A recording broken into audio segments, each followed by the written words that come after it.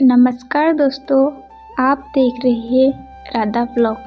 आज हम भगवत गीता की उस यात्रा को आगे बढ़ा रहे हैं जहाँ युद्ध केवल मैदान में नहीं बल्कि मन के भीतर भी लड़ा जाता है। पिछले श्लोक में हमने देखा था कि कैसे मन के भीतर का डर जन्म लेता है और आज हम जानेंगे कि वह डर जब सामने ताकत बनकर खड़ा होता है तो क्या सच्चाई सामने आती है।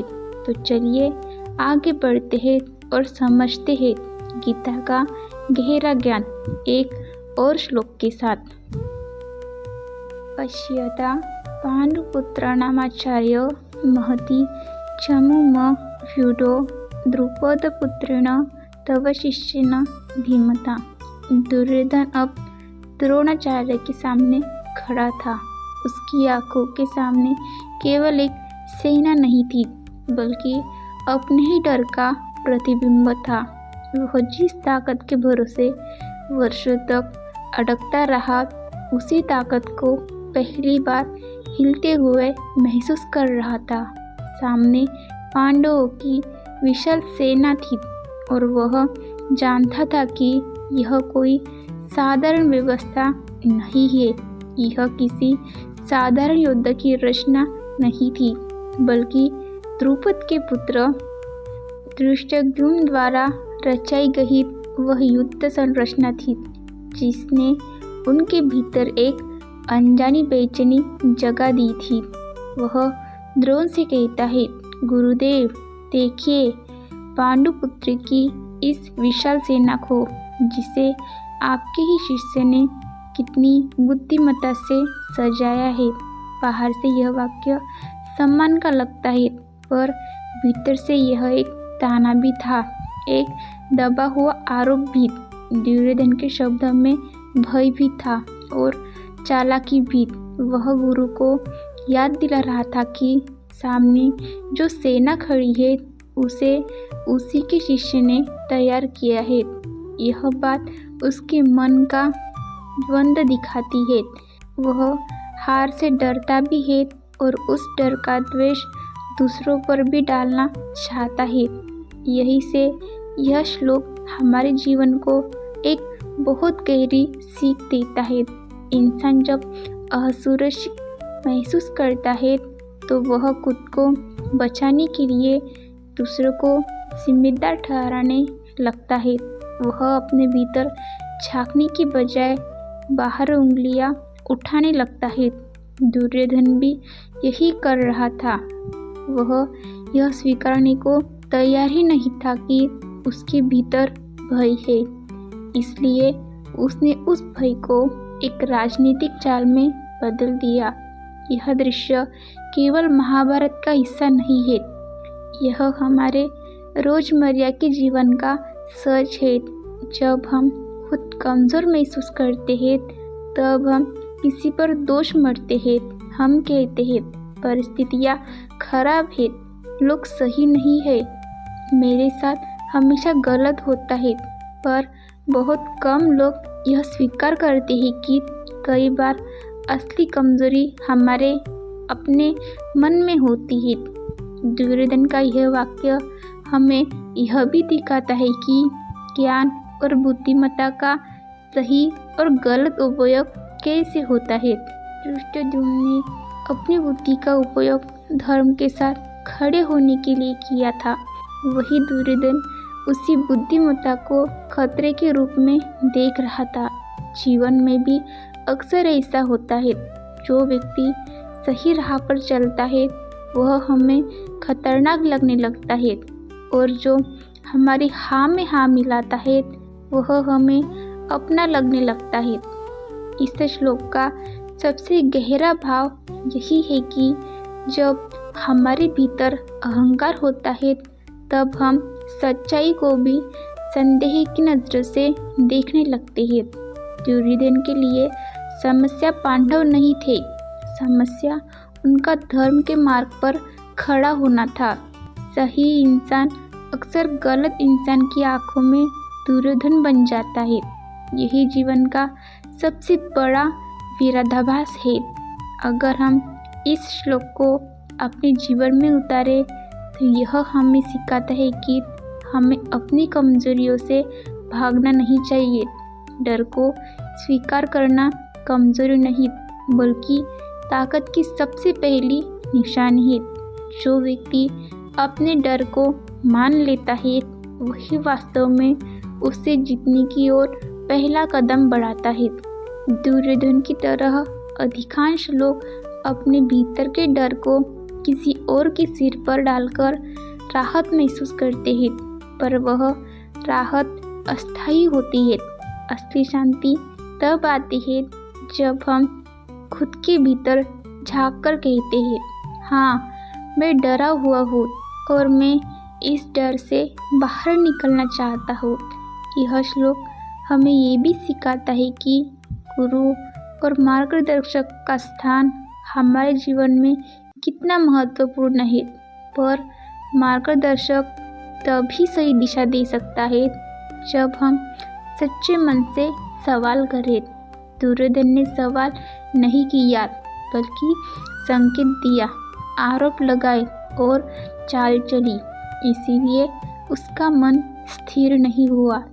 जीवन में अगर हम अपने भीतर एक स्थिर शक्ति चाहते हैं तो हमें अपनी नीयत साफ रखनी होगी, अपने प्रश्न में ईमानदारी लानी होगी। जब उद्देश्य गलत होता है तो सबसे बड़ा ज्ञान भी भ्रम में बन जाता है। कुरुक्षेत्र का वह दृश्य हमें याद दिलाता है कि असली युद्ध तलवारों से नहीं मन के भीतर चलता है, और जो व्यक्ति अपने ही मन को नहीं समझ पाता वह चाहे कितनी भी बड़ी सेना क्यों न रखता हो, अंत में कमजोर ही पड़ जाता है। दुर्योधन के शब्दों में छुपा बेचैन मन आज भी हर इंसान की कहानी है, और गीता हमें हर बार यही याद दिलाती है, डर से भागो मत, अपने मन को समझो, तभी वास्तविक जीत संभव है। श्लोक 14। अत्र शूरा महेश्वासा भीमार्जुन समा युधि त्रिशूता बहवो वीरा समराया समर्थः। कुरुक्षेत्र का मैदान अब केवल सेना की कतारों से नहीं बल्कि मनुष्य की भावना से भर चुका था। दुर्योधन की दृष्टि पांडवों की सेना पर टिकी हुई थी और उसे पहली बार एहसास हो रहा था कि सामने खड़ी यह शक्ति साधारण नहीं है। वह देख रहा था ऐसे योद्धा जो सिर्फ हथियारों से नहीं बल्कि अपने आत्मबल से भी लड़ने के लिए तैयार थे। उसे यह भी महसूस हो रहा था कि यह युद्ध सिर्फ बाहरी नहीं, यह अंदर की लहरों को भी झंझोर रहा है। वह गुरु द्रोण के सामने खड़ा होकर इस सेना की वीरता का वर्णन करता है। वह बताता है कि उस सेना में कितने महान धनुर्धर हैं, कितने ऐसे योद्धा हैं जो भीम और अर्जुन के समान युद्ध करने में सक्षम है। बाहर से यह उसकी बुद्धिमत्ता लगती है, पर भीतर से वह उसकी बेचैनी को और गहरा दिखाती है। जिस सेना को वह कमजोर समझ रहा था वही उसके सामने अब एक विशाल पर्वत की तरह खड़ी है। यह श्लोक हमें जीवन की एक बहुत बड़ी सच्चाई से मिलवाता है। जब हम किसी कठिनाई को कम आंकते हैं तब वही कठिनाई हमें सबसे अधिक डरा देती है। दुर्योधन ने भी यही गलती की। उसने पांडवों को हमेशा हल्के में लिया, लेकिन आज उसी की भूल का डर उसके मन में कांप रहा था। आज के जीवन में भी हम कुछ ऐसा ही करते हैं। हम अपने जीवन में परेशानियों को टालते रहते हैं, सोचते हैं यह छोटी सी बात है, यह ज़्यादा बड़ी समस्या नहीं है, मैं संभाल लूँगा। लेकिन जब वही समस्या सामने आकर खड़ी होती है तो वह पर्वत बन जाती है। दुर्योधन के शब्दों में छुपा हुआ यह भाव हमें ये भी सिखाता है कि सच्ची शक्ति भीतर से आती है। पांडवों की ताकत केवल उनके हथियार नहीं थे, बल्कि उनका धैर्य, उनका धर्म और उनका आत्मबल था। जो व्यक्ति सच्चाई के साथ खड़ा होता है, उनके भीतर एक ऐसी ऊर्जा होती है जिसे कोई आसानी से हरा नहीं सकता। यह श्लोक यह भी समझाता है कि केवल संख्या शक्ति नहीं होती, असली ताकत मन की स्थिरता में होती है। बहुत से लोग बाहरी दिखावे से स्वयं को शक्तिशाली दर्शाने की कोशिश करते हैं, लेकिन अंदर से वे खोखले होते हैं। दुर्योधन के भीतर भी वही खोखलापन था। वह हजारों सैनिकों के बीच खड़ा था, फिर भी अकेला महसूस कर रहा था। मनुष्य तब सबसे कमज़ोर होता है जब वह भीतर से टूट चुका होता है, और तब सबसे मजबूत होता है जब उसका मन स्थिर होता है। यही भेद गीता इस श्लोक के माध्यम से समझाती है। पांडवों की सेना इसलिए मजबूत दिख रही थी क्योंकि उनके पीछे सच्चाई थी, उनका उद्देश्य साफ था। हमारे जीवन में भी ऐसा ही होता है। जब हमारी नीयत साफ होती है तो रास्ते खुद आसान लगने लगते हैं, लेकिन जब भीतर अपराध बोध, डर और असत्य हो तो सारा संसार भारी लगने लगता है।